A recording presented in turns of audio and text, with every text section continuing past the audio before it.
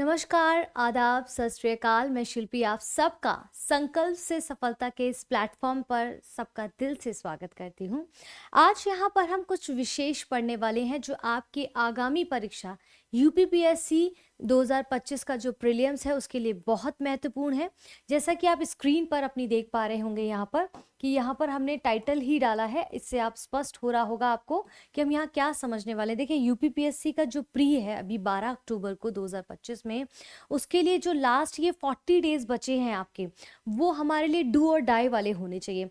उसमें क्या रणनीति अपनाएं, इन सभी चीज़ों को हम यहाँ पर स्पष्ट रूप से समझेंगे। क्या बुक लिस्ट को हम इख्तियार कर सकते हैं, ठीक है, उनके टाइमिंग्स क्या होंगे, कंप्लीट स्ट्रैटेजी को हम यहाँ समझेंगे ताकि ये जो बचे हुए आपके 40 दिन है, यानी कि 2 सितंबर से लेकर 11 अक्टूबर तक या 10 अक्टूबर तक का भी टाइम ले, तो इस बीच में कैसे अब हम चीज़ों को, पुरानी चीज़ें जो हमने पढ़ी हैं उसको कैसे रिवाइज कर सकते हैं, किस प्रकार से कम टाइम में हम चीज़ों को पीवाईक्यू के थ्रू समझने का यहाँ पर प्रयास करेंगे। तो यूपीपीएससी प्री 2025 का जो टारगेट है वो हमारा क्या है, यहाँ पर हम यहाँ पर पूरा डिटेल में समझने की कोशिश करेंगे। चलिए, अब हम यहाँ अपने टॉपिक पर आते हैं मेन, और यहाँ पर हम समझते हैं कि आखिरकार की जो है हमारे लिए इम्पॉर्टेंट क्या है, उसको मैं नोट पैड में समझाने का प्रयास करूंगी ताकि आपको थोड़ा सा और स्पष्ट हो चीज़ें। ठीक है, आइए यहाँ पर समझते हैं, हम नोट पैड पे समझते हैं ताकि मैं उसमें आपको बता सकूं कि जो है कि किस सब्जेक्ट से कितने प्रश्न आते हैं। ठीक है, किस सब्जेक्ट से कितने प्रश्न आते हैं हमें यहाँ पर ये समझने का प्रयास करना होगा। जानना होगा कि करंट अफेयर्स है, चाहे पॉलिटी है, चाहे हिस्ट्री है, ज्योग्राफी है, इकोनॉमिक्स है, साइंस है, और या फिर हमारा यूपी स्पेशल है, या फिर इन्वायरमेंट एंड इकोलॉजी है, इन सब से हर साल मिनिमम कितने प्रश्न पूछे जाते हैं और कितने हमें टारगेट करने हैं जिससे हम अपना जो प्री है वो क्वालिफाई कर सकें। अगर यहाँ पर मैं बात करूँ बच्चों करंट अफेयर्स की, ठीक है, अगर यहाँ पर मैं करंट अफेयर्स की बात करूँ, करंट अफेयर्स लिख देती हूँ, ठीक है, तो यहाँ पर हर साल आप देखेंगे लगभग 25 से 33 क्वेश्चन आपके, लगभग 25 से 33 क्वेश्चन आपके यहाँ पर आते ही आते हैं, किसमें, यूपीपीएससी प्री में। ठीक है, पॉलिटी की अगर बात करें, यहाँ पर इसको फटाफट से समझने की कोशिश करेंगे। पॉलिटी की बात करें तो हर साल यहाँ पर 20 से 25 प्रश्न इसके भी आपके यहाँ पर आते हैं। कितने, 20 से 25 प्रश्न आपके आ जाते हैं।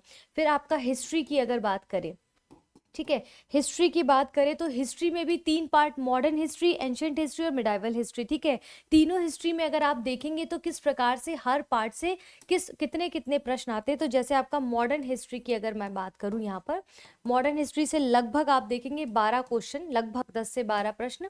इसके बाद आपका देखेंगे या एंशिएंट हिस्ट्री, ठीक है, स्पष्ट हो रहा है ना, हैंड राइटिंग समझ आ रही है ना आप लोगों को। एंशिएंट हिस्ट्री से लगभग आपके 5 क्वेश्चन। इसके बाद आपका मिडाइवल हिस्ट्री से, ठीक है, मध्यकालीन भारत से आप देखेंगे, इससे भी लगभग 5 क्वेश्चन आपसे हर साल इतने इतने लगभग प्रश्न यहाँ पर पूछे जाते हैं। ठीक है, अब इस कड़ी में हम आगे बढ़ते हैं। करंट समझा, पॉलिटी समझा, हिस्ट्री समझा, अब यहाँ पर हम क्या समझते हैं, ज्योग्राफी। ठीक है, तो ज्योग्राफी में आप देखेंगे कि हर साल कितने प्रश्न पूछे जाते हैं। यहाँ पर देखिए, जैसे ज्योग्राफी में आप यहाँ पर देखेंगे जैसे फिजिकल ज्योग्राफी हो गया, ठीक है, आपका फिजिकल ज्योग्राफी के अंतर्गत लगभग आपसे हर साल 1 से 5 के बीच में प्रश्न पूछे जाते हैं। फिर दूसरा हम देखेंगे इंडियन ज्योग्राफी, तो इंडियन ज्योग्राफी से आप देखेंगे लगभग 12 क्वेश्चन पूछे जाते हैं हर साल।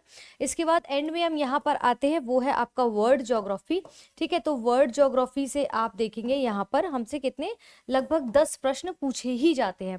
आप पहले के भी आंकड़े अगर उठा के देखेंगे तो समझ जाएंगे कि हर साल कितने प्रश्न यहाँ पर पूछे जा रहे हैं। आपने प्रीवियस ईयर के क्वेश्चन पेपर को देखा होगा, पूरा एनालाइज किया होगा, क्योंकि टोटल 150 प्रश्न इसके अंतर्गत आपसे जो है यहाँ पर पूछे जाते हैं। ठीक है, इसके बाद आपका क्या बचता है, यहाँ पर इकोनॉमिक्स बचता है। ठीक है, इकोनॉमी में आप देखेंगे इकोनॉमिक्स के अंतर्गत आपसे लगभग कितने प्रश्न पूछे जाते हैं, 15 प्रश्न पूछे जाते हैं, जिसमें से आप देखेंगे 11 प्रश्न तो ज़्यादातर आपके करंट अफेयर्स बेस्ड भी होते हैं, 4 आपके स्टैटिक पोर्शन से भी पूछ लिए जाते हैं। इसका आंकड़ा कभी कभी उलट भी सकता है, लेकिन लगभग आपके 15 प्रश्न जो है इकोनॉमी से होते ही होते हैं, इकोनॉमिक्स से पूछे जाते हैं। इसके बाद अगर हम साइंस की बात करें, साइंस की बात करें तो साइंस में भी आप देखेंगे जैसे कि आपका फिजिक्स हो गया, ठीक है, क्या हो गया आपका, फिजिक्स हो गया, फिजिक्स हो गया आपका, केमिस्ट्री हो गया, ठीक है, इसके बाद आपका बायोलॉजी हो गया, क्या हो गया आपका, बायोलॉजी हो गया। ठीक है, तो इन सब से आपके कितने कितने प्रश्न पूछे जाते हैं, तो आप देखिए टोटल साइंस से 20 प्रश्न पूछे जाते हैं, जिससे बायोलॉजी से आपके लगभग 13 से 12 प्रश्न पूछे जाते हैं। केमिस्ट्री और फिजिक्स से लगभग लगभग 5-5 प्रश्न आपसे पूछे गए हैं हर साल। तो टोटल 20 से 22 प्रश्नों का यहाँ पर आपका आंकड़ा रहता है। किससे? साइंस से।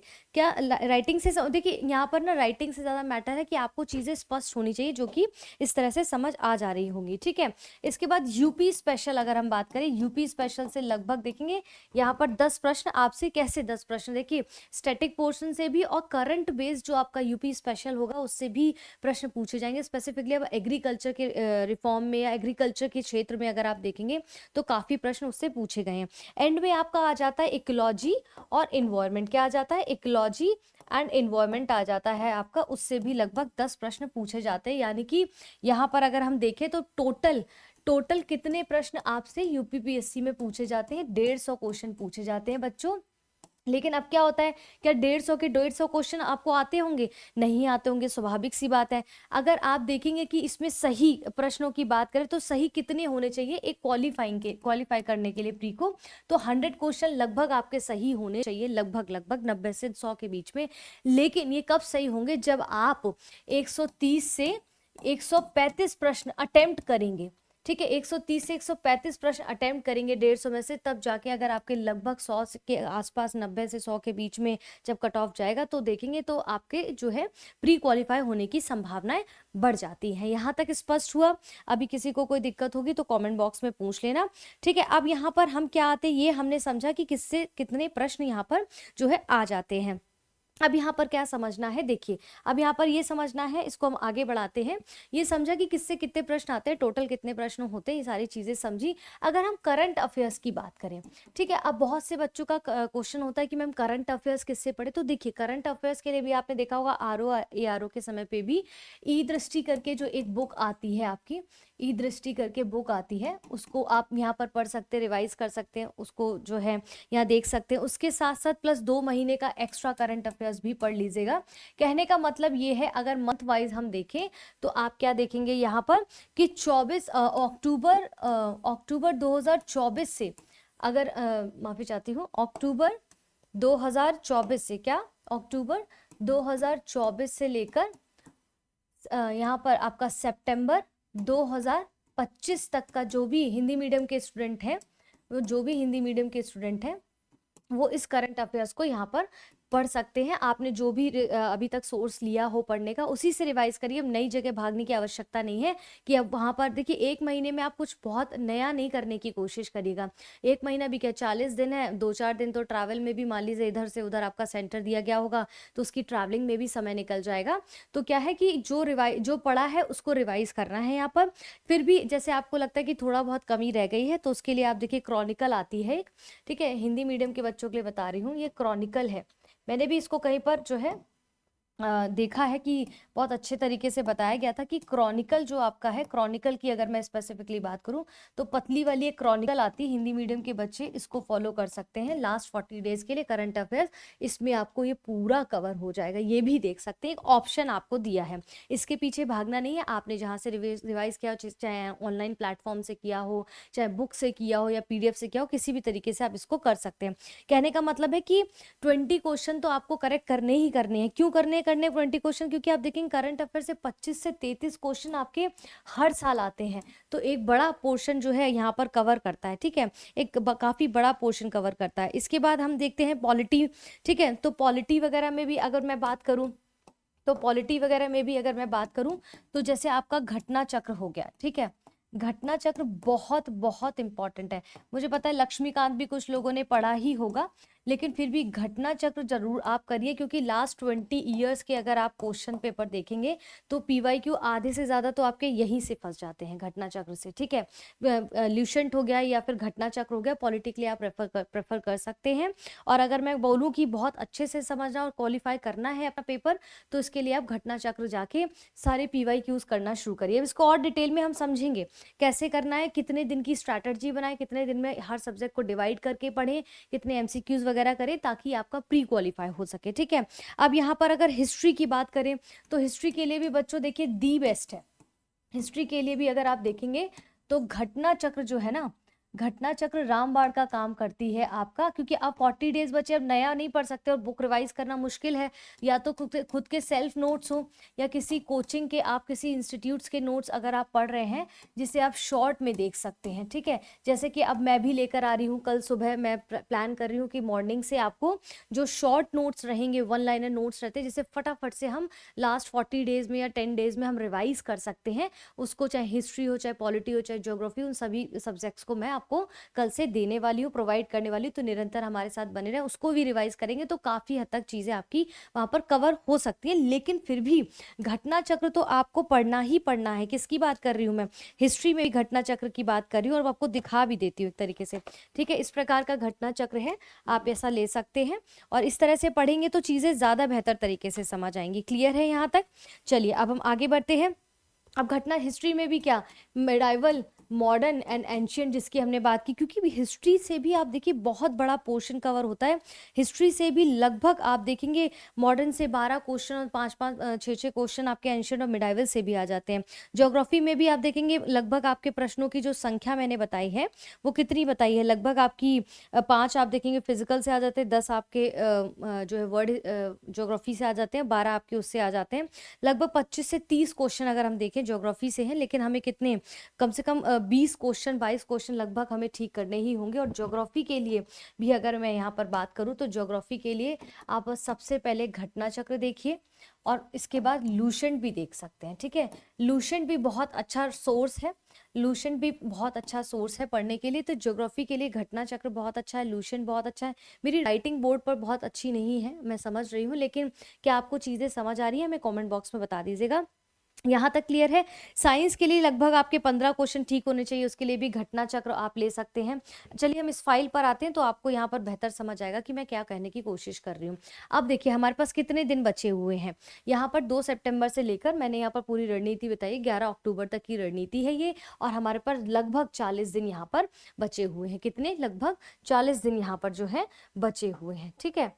मैं एक बार देख लेती हूँ पेन कैसे आएगा इसमें, ठीक है। तो लगभग इतने दिन बचे हुए हैं, तो इसको 4 हिस्सों में हम यहाँ पर बांटने का प्रयास करते हैं, जिसमें फर्स्ट स्टेज, पहला चरण की अगर हम बात करें तो जैसे 2 सितंबर से लेके 2 सितंबर से लेते हैं 15 सितंबर के बीच में जो 14 दिन का समय हमें मिलेगा, उसमें क्या करना है, रिवीजन करना है, प्रैक्टिस करनी है, और कैसे करनी है इसको यहाँ पर समझने का कोशिश करते हैं कि फोकस क्या क्या रखना है, कब से कब तक, 2 सितंबर से लेके आपका 15 सितंबर तक, ठीक है। 15 सितंबर तक, तो इस बीच में कितने दिन हुए, 14 डेज हुए। तो इस 14 डेज में क्या करना है, सब्जेक्ट का रिवीजन करिए, आप अपने सब्जेक्ट्स उठाइए, डेली एमसीक्यूज करिए, सी सेट को थोड़ा थोड़ा डेली जो है सॉल्व करने की कोशिश करिए, अपने पीवाईक्यूज देखिए, इसमें घटना चक्र जितना आप सॉल्व करेंगे या लूसेंट आपने पढ़ा है उसको रिवाइज करेंगे, जिस भी सब्जेक्ट का रिविजन आपको करना है, जैसे कि यहाँ पर अब यहाँ पर देखिए कई सारे सब्जेक्ट जैसे ज्योग्राफी है, हिस्ट्री है, पॉलिटी है, ठीक है, ये सारी चीजें हैं। तो रोज क्या करना है, 2 सब्जेक्ट आपको रिवाइज करने हैं, पॉलिटी हो, चाहे हिस्ट्री हो, चाहे इकोनॉमिक्स हो, ठीक है, चाहे ज्योग्राफी हो, तो ये सब क्या करना है आपको, रोज जो है 2 सब्जेक्ट उठाने हैं। 14 दिन तक 2 सब्जेक्ट डेली उठाइए, उनका डेली रिवीजन करिए 14 दिन तक, और उनके एमसीक्यूज लगाइए, ठीक है। एमसीक्यूज लगा सकते हैं तो बेस्ट है, नहीं तो आप पीवाईक्यूज तो एटलीस्ट लगाइए। और ये सब कहाँ आपको घटना चक्र में देख सकते हैं, पीवाईक्यूज घटना चक्र में देख सकते हैं। अपने नोट्स रिवाइज करिए। तो क्या है, 14 दिन का टारगेट क्या है, 14 डेज तक डेली डेली आप 2-2 सब्जेक्ट उठाइए। सी सेट का भी यहाँ पर मैंने बताया है, इसको मेंशन किया है कि सी सेट का भी जो है प्रैक्टिस जरूर करिए, थोड़ा प्रैक्टिस करिए, 1 घंटे प्रैक्टिस करिए, पर जरूर करिए, क्योंकि सी सेट और करंट अफेयर्स में अगर आप चूक गए तो पूरा पेपर आपके हाथ से निकल जाएगा, फिर आपको पूरे 1 साल का इंतजार करना पड़ेगा। और हर सब्जेक्ट से लगभग 50 एमसीक्यू का प्रैक्टिस करिए। मार्केट में बहुत सारे प्रैक्टिस सेट अवेलेबल हैं, ऑनलाइन प्लेटफॉर्म पर बहुत सारे प्रैक्टिस सेट अवेलेबल है। मैं तो यही प्रेफर करूंगी कि अगर आप पीवाईक्यूज जो घटना चक्र के वो भी लगा लेंगे ईमानदारी से, तो भी आप बहुत अच्छा कर जाएंगे, ठीक है। अब 15 से 20 सवाल आपको रीजनिंग हो, मैथ्स हो, कॉम्प्रिहेंशन हो, डेली आपको 15 से 20 सवाल कब तक, 2 सितंबर यानी कि आज से लेके 15 सितंबर के बीच में ये सारी प्रैक्टिस करनी है। यूपी स्पेसिफिक जीके और करंट अफेयर्स के लिए डेली 1 घंटा निकालिए, क्योंकि इसमें से भी काफी प्रश्न पूछ लिए जाते हैं, ठीक है।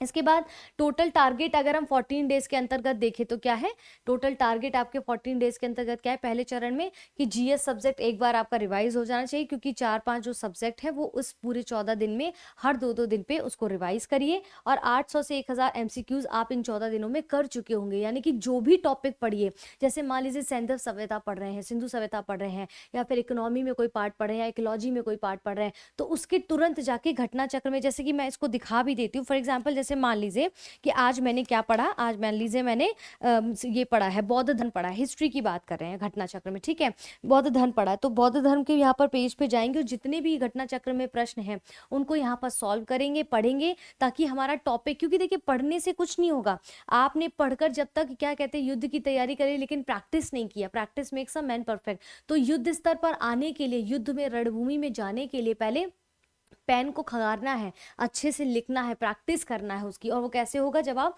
पीवाईक्यूज को पढ़ेंगे तो पता चलेगा ना कि भाई प्रश्नों की प्रकृति क्या है, उनका नेचर क्या है, कैसे पूछे जाते प्रश्न हैं, ठीक है, इस तरह से आप कर सकते हैं। इसके बाद अब यहाँ पर हम दूसरा, अगर हम बात करें, जो दूसरा स्टेज होगा हमारा, दूसरा स्टेज क्या, पहला होगा 2 सितंबर से 14 सितंबर के बीच में।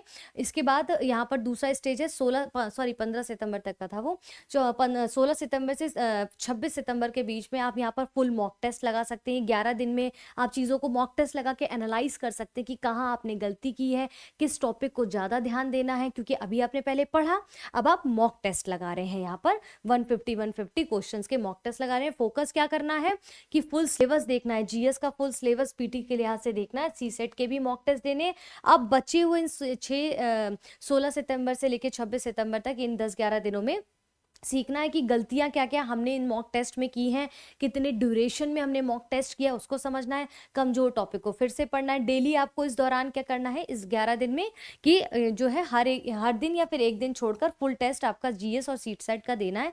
टेस्ट देने के बाद उसे एनालाइज करना है, जो गलत हुआ उसको रिवाइज करना है, वीक सब्जेक्ट या टॉपिक पर जो है दोबारा ध्यान देना है, ठीक है, दोबारा ध्यान देना है यहाँ पर।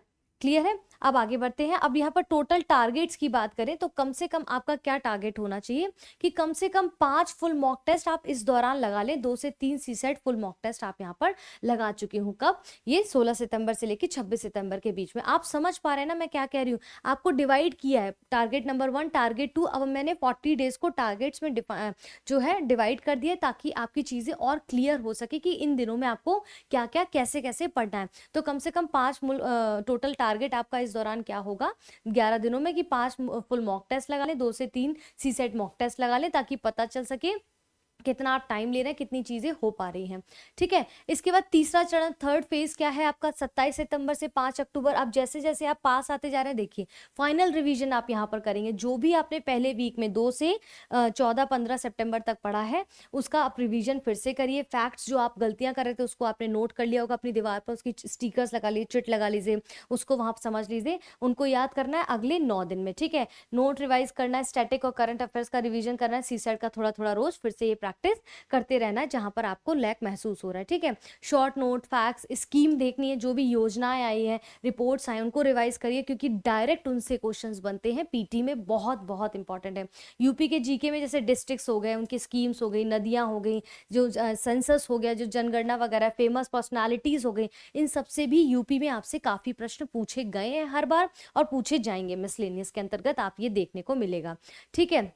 इसके बाद हम यहाँ पर सी सेट के 10-10 सवाल आपको रोज करने हैं, यानी कि पूरा सिलेबस का सेकंड रिवीजन यहाँ पर कंप्लीट हो जाएगा। अब आएंगे हम फोर्थ स्टेज में जो कि 6 अक्टूबर से 11 अक्टूबर के बीच में होगा। इसमें बिल्कुल हल्का फुल्का रिवीजन करिए। जो चिट नोट्स आपने बनाए हैं, 6 दिन बचे हैं, लाइट फील करिए, कुछ भी नया एड ऑन मत करिएगा। जो पुराना पढ़ चुके उसको रिवाइज करिए, जो वीडियो सुन चुके उसको स्पीड मोड पे चढ़ा के सुनते रहिए, जो नोट्स बनाए उनका रिवाइज करते रहिए, स्ट्रेस फ्री रहिए, सेल्फ रिवाइज करिए, चीज़ों को समझिए कहाँ पर क्या टॉपिक में गलती हो रही है और किस टॉपिक से ज्यादा प्रश्न हर साल पूछे जाते हैं, उनको वहां क्लिक करने की कोशिश करिए, लेकिन पुराने मैटर के साथ उसको नया जोड़ना नहीं है। स्पष्ट है। टाइम मैनेजमेंट प्रैक्टिस करना, this is very very important. ठीक है। इंपॉर्टेंट लिस्ट और जो है इंडेक्स है, मैप है, उनको यहाँ पर लास्ट 6 डेज में ये देखने की कोशिश करिएगा फटाफट से, क्योंकि बहुत बार ना आप देखेंगे एग्जामिनेशन हॉल के बाहर भी जब बैठ के ऐसी चीजें पढ़ते हैं उनसे भी बहुत बार प्रश्न आ जाते हैं। ठीक है। तो आपको लास्ट 6 डेज में ये करना है। इसके बाद क्या करना है, 1-2 मॉक पेपर रिवाइज़ भी कर सकते हैं, जो पहले दिए थे, उनको देख सकते हैं, ठीक है? जल्दी सोना शुरू करो, बॉडी क्लॉक सेट करो एग्ज़ाम के टाइम पर, मतलब कि टाइमली सोइए। और जो एग्ज़ाम का एक बहुत महत्वपूर्ण बात मैं बता रही हूँ उन लोगों को जो पहली बार एग्ज़ाम देने जा रहे हैं। क्या होता है कि जैसे एग्ज़ाम के जो टाइमिंग्स होंगे, उस टाइम पे अगर आप सोकर उठने की जो हैबिट है या सोने की अगर हैबिट है, अगर उस टाइम पे आप सो के उठते हैं या सो रहे होंगे, तो ड्यूरिंग द एग्ज़ामिनेशन टाइम पे आपको क्या होगा, उस टाइम पे नींद आने लगेगी। तो अभी से 40 डेज बचे हैं और किसी भी हैबिट को चेंज करने के लिए 21 डेज बहुत होते हैं। तो अभी से अपनी बॉडी जो क्लॉक है उसको चेंज करिए और देखिए एग्जाम का टाइमिंग क्या है, मॉर्निंग का टाइम क्या है, इवनिंग का टाइम क्या है, उस टाइमिंग में अपना उठना जो है शुरू करिए और मॉक टेस्ट लगाने शुरू करिए इस ड्यूरेशन में।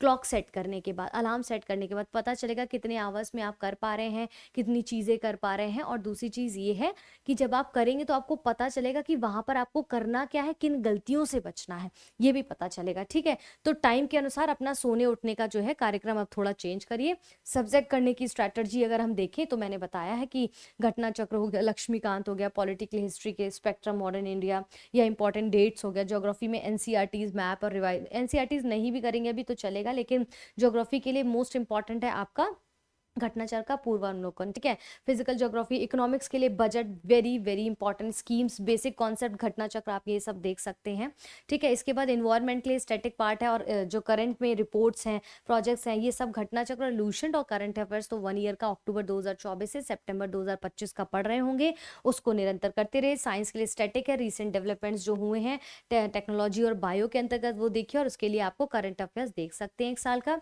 यूपीजी के लिए लूसेंट और मेरी वीडियो जो अब मैं अपलोड कर रही हूँ उनको भी देख सकते हैं लास्ट में रिवीजन के लिए, वो मोर देन सफिशिएंट है, शॉर्ट में है, एग्जाम से 10 दिन 12 दिन पहले भी उठाएंगे तो भी फटाफट से आपको रिकॉल हो जाएंगी चीज़ें और वहाँ से 100% क्वेश्चन आएंगे, ठीक है? सी सेट के लिए मैथ्स और रीजनिंग के लिए मैंने यहाँ पर बताया है कैसे आपको प्रैक्टिस करनी है, ठीक है? रोजाना आपको क्या करना है इस दौरान में, इस पूरे 40 डेज के दौरान में जो रोज का पैटर्न होगा वो टाइम टेबल नहीं, अब क्या रूटीन में आना है।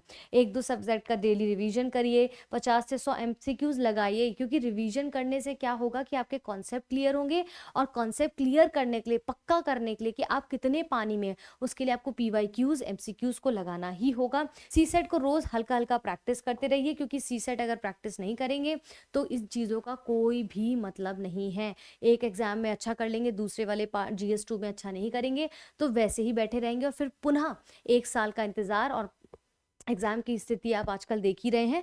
तो इसलिए आपको क्या करना है, इन चीज़ों का विशेष रूप से ध्यान देना है, ठीक है? चलिए अब हम आगे बढ़ते हैं। इसमें एक्स्ट्रा टिप की बात करें तो नए सोर्स या नोट्स यहाँ पर आप जो है कोई भी मत लेना, वही रिवाइज करिए जो पढ़ा है, और गलत एमसीक्यू से हमें सीखना है, उसे लिख लो कि कहाँ हमने गलती की है, किन किन चीज़ों को। जैसे नहीं होता है, कुछ कुछ सेंटेंस होते हैं जहाँ पर बोलते हैं कि केवल इतने ठीक है, क्या ये ठीक है, केवल, जो जैसे इस तरह के शब्द, एक एग्जाम्पल दे रही हूँ तो उन पे ध्यान रखना है। जैसे सेंटेंस में लिखा होता है कि इसमें से कौन सा गलत है, हम बहुत बार जल्दी में क्या करते हैं, उसमें पढ़ लेते हैं कौन सा सही है, क्योंकि हमारा दिमाग उतना प्रोसेस नहीं कर पाता। क्यों? क्योंकि बायोलॉजिकल जो हमारे क्लॉक है ना, वो उस वक्त सोने और जागने और खाने के हैं। तो वो ध्यान बहुत बहुत इंपॉर्टेंट चीज़ है ये। शॉर्ट नोट से आखिरी 10 दिनों में फटाफट से रिवाइज कर लेना है आपको, समय को बर्बाद मत करिए, स्पेशली सोशल मीडिया वगैरह को बिल्कुल क्लोज कर दीजिए, क्योंकि ये बहुत ज़्यादा टाइम वेस्ट करते हैं, ठीक है? करंट अफेयर्स को देख लीजिए, स्ट्रेस नहीं लेना है, और दिन में 100% नहीं, रोज 1% इंप्रूवमेंट आपको डेली से करना है, क्योंकि इस तरह से ही होगा। और 12 अक्टूबर को आपका यूपीपीएससी प्रीलिम्स का D-Day है आपका, तो उसके लिए wish you all the very best. यहाँ पर फिलहाल इस वीडियो में इतना ही रखते हैं, शॉर्ट में बताने की कोशिश की है, कोई चीज़ नहीं समझ आए तो पूछ लीजिएगा, लेकिन जितना बताया है उतना करना है। पॉपुलेशन, जनसंख्या से भी आपके मिसलेनियस से अच्छे खासे प्रश्न आते हैं, तो उसे ज़रूर करना है। घटना चक्र को ज़रूर करना है, आपका इकोलॉजी इन्वायरमेंट से भी प्रश्न आते हैं, ठीक है? मेन टॉपिक कौन कौन से, जैसे आपका देखेंगे हिस्ट्री हो गया, ठीक है? हिस्ट्री में भी मॉडर्न हिस्ट्री की बात की है मैंने, ठीक है? ज्योग्राफी से भी अच्छे खासे प्रश्न आते हैं आपको, मैंने इसमें बताया है, देखिए इसमें PPT में भी है, यहाँ पर मैंने इसको मेंशन किया है, ठीक है? ये देखिए यहाँ पर लिखा है ना, ज्योग्राफी से कितने क्वेश्चन टोटल। तो इन सबको ध्यान रखना है कि इनसे बहुत सारे प्रश्न पूछे जाते रहे हैं, तो इनको ना बिल्कुल भी इग्नोर नहीं करना है। किसका कितना वेटेज, जैसे कि आप देखेंगे इन्वायरमेंट का वेटेज काफ़ी है, ठीक है? इन्वायरमेंट का वेटेज मैं फिर से यहाँ पर इसलिए लेकर आई हूँ ताकि फिर से देख सकें। इन्वायरमेंट का वेटेज 22 क्वेश्चन, साइंस का वेटेज 22 क्वेश्चन, ठीक है? इसके बाद करंट अफेयर्स 22 से 25 क्वेश्चन आते ही आते, मिसलेनियस से 8 क्वेश्चन आ जाते हैं आपके, ठीक है? ज्योग्राफी से भी 21 से 22 क्वेश्चन, तो ज्योग्राफी, इन्वायरमेंट साइंस, आपका हिस्ट्री, इसमें जो दिया गया है 23 क्वेश्चन, इन सबको बहुत पक्के तरीके से करना है। करंट अफेयर्स और सी सेट, करंट अफेयर्स और सी सेट जो है उसको बिल्कुल भी मिस नहीं करना, इग्नोर नहीं करना, क्योंकि जीएस का फर्स्ट पेपर रेडी होने से कुछ नहीं होगा अगर आप सेकंड पेपर में अच्छा परफॉर्म या क्वालिफाई नहीं कर पाए उसके। ठीक है, यहाँ तक क्लियर है? कोई डाउट होगा तो मुझे मैसेज करिएगा।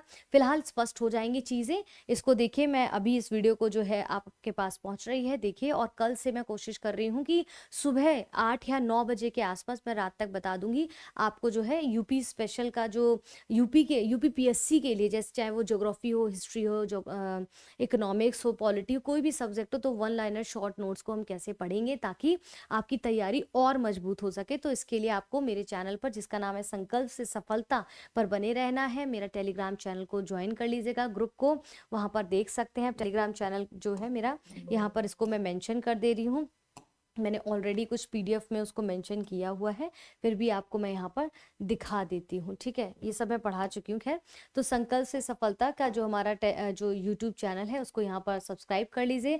और ये मेरा इंस्टाग्राम हैंडल है शिल्पी वर्मा IAS, इसको यहाँ पर जाके अगर फॉलो करेंगे तो आप कोई भी प्रश्न है तो वहाँ भी पूछ सकते हैं। इसके अलावा आप यहाँ पर बेसिकली जो मेरा टेलीग्राम ग्रुप है शिल्पी वर्मा 22 पर जाकर कोई भी मैसेज हो आप कर सकते हैं। इसमें जाकर आप, एक ग्रुप है डिस्कशन ग्रुप, उसको ज्वाइन कर लीजिए ताकि कोई भी क्वेरी है वहाँ डायरेक्ट मैसेज करिए मुझे, मैं वहाँ अवेलेबल हूँ। कोई चीज़ नहीं समझ आती है, आपस में डिस्कस करना है या जो है जीडी करना है आपस में, तो उसको करिए। फिलहाल के लिए इस वीडियो को हम यहाँ पर समाप्त करते हैं। अपना ध्यान रखें, अपनों का ध्यान रखें, मेहनत करते रहें, डरे नहीं, क्योंकि अगर आप डर जाएंगे, चूक जाएंगे तो अगले साल फिर आपको पीटी देना पड़ेगा। तो ऐसा मत करेगा। आपका टारगेट होना चाहिए कि इसी साल आपको प्रीलिम्स निकालना है, ताकि यहाँ पर देखिए प्रीलिम्स और पीटी निकालने की होड़ नहीं होनी चाहिए, बल्कि होड़ किस चीज़ की होनी चाहिए कि हमें डायरेक्ट सिलेक्शन, फाइनल सिलेक्शन लेना है। होड़ इस चीज़ की होनी चाहिए। ठीक है, तो इसी होड़ के साथ इस वीडियो को यहाँ पर समाप्त करते हैं। अपने अंदर वो जिज्ञासा और वो जो डिटर्मिनेशन है उसको बनाए रखें। God bless you to all of you, all the best. चलिए, अपना ध्यान रखिए। जल्द मिलते हैं कल एक और वीडियो में जो हम यूपीपीएससी के लिए कर रहे हैं, वो सुबह आपको मिल जाएगी। उसकी टाइमिंग आज मैं अपने टेलीग्राम चैनल पर बता दूंगी, वहाँ पर मिलते हैं। धन्यवाद।